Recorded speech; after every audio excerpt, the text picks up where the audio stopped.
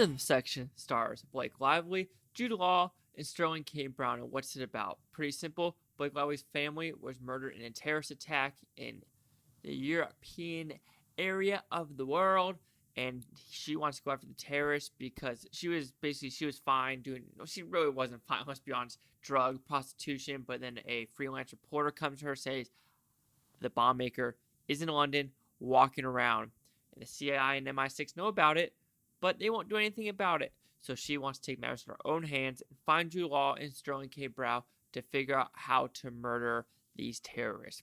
So what I like about this movie is very down to earth, real, very little CGI. Of course, there's some CGI, like some explosions, smoke, but it was down to earth, nitty, gritty, and felt very real.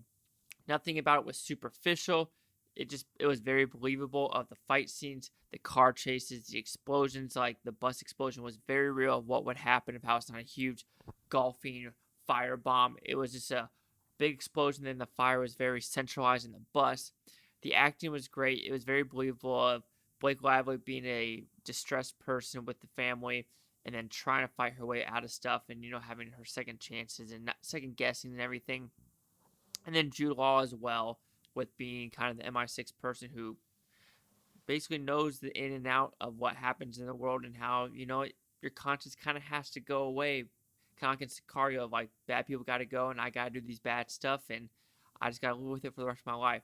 And I think that's what the positive and the negative is, because Blake Lively should know what she's getting into and the collateral damage that could happen. And her characters almost felt like an Emily Blunt for Sicario of like, you know what you're getting yourself into, so don't act shocked and surprised when something bad happens, because something bad will happen. Nothing happens like you think it will happen. And that's like I said, the biggest issue is just some of the character flaws and character decisions and character choices in this movie of like, what else did you expect? Like, come on now. You know you're going after a terrorist. You're going to get shot at. You're going to have to do some nasty shit, kill people.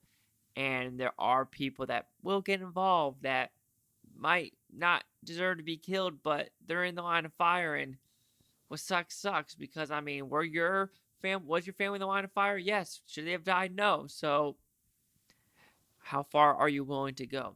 But no, the directing was good. I like the soundtrack, the score, the environment. Like I said, is very real, gritty, and sometimes you gotta just watch those movies to enjoy it.